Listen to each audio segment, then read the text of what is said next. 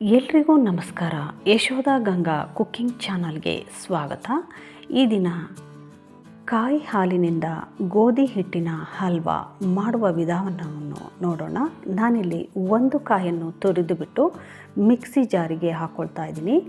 ನೀರನ್ನು ಹಾಕಿಬಿಟ್ಟು ನುಣ್ಣಗೆ ರುಬ್ಬಿ ಶುದ್ಧವಾದ ಬಟ್ಟೆಯಲ್ಲಿ ಶೋಧಿಸ್ಕೊಂಡು ಕಾಯಿ ಹಾಲನ್ನು ತಗೊಳ್ಬೇಕಾಗುತ್ತೆ. ಹಾಗೆಯೇ ಇಲ್ಲಿ ನಾನು 400 ಗ್ರಾಮ್ನಷ್ಟು ಬೆಲ್ಲವನ್ನು ಬಳಸ್ಕೊಂಡಿದ್ದೀನಿ.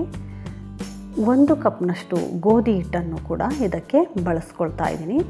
ಬೆಲ್ಲಕ್ಕೆ 1 ಕಪ್ನಷ್ಟು ನೀರನ್ನು ಹಾಕ್ಕೊಂಡು ಬೆಲ್ಲವನ್ನು ಕರಗಿಸ್ಕೊಳ್ಬೇಕಾಗುತ್ತೆ. ಈಗ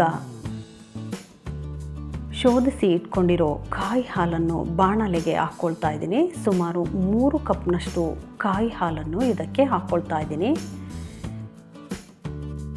ಈಗಾಗಲೇ ಶೋಧಿಸಿ ಇಟ್ಕೊಂಡಿರೋ ಕಾಯಿ ಹಾಲನ್ನು ಇದಕ್ಕೆ ಹಾಕ್ಕೊಳ್ಬೇಕಾಗುತ್ತೆ.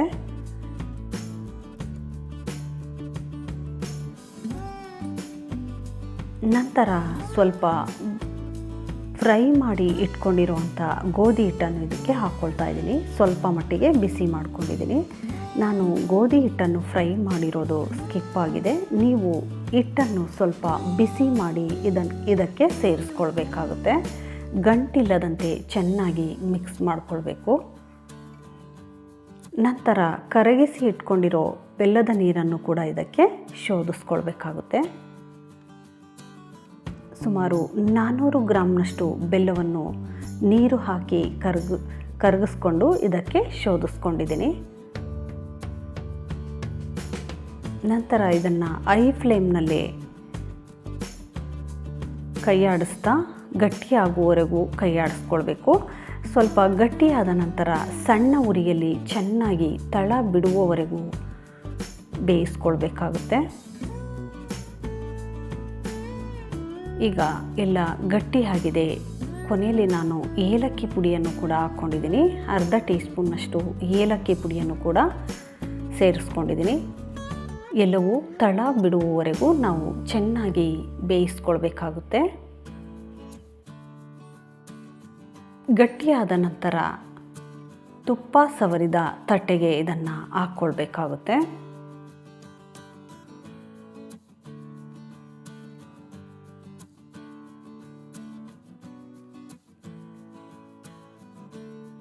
ತಟ್ಟೆಗೆ ಹಾಕ್ಕೊಂಡ್ಬಿಟ್ಟು ಇದು ಸಂಪೂರ್ಣ ತಣ್ಣಗಾದ ನಂತರ ಬೇಕಾದ ಅಳತೆಯಲ್ಲಿ ಕಟ್ ಮಾಡ್ಕೊಳ್ಬೋದು. ಇದು ತುಂಬ ಆರೋಗ್ಯಕರವಾದ ಸಿಹಿಯಾಗಿರುತ್ತೆ.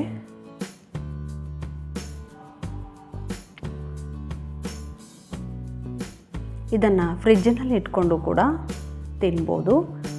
ತುಂಬಾ ರುಚಿಯಾಗಿರುತ್ತೆ.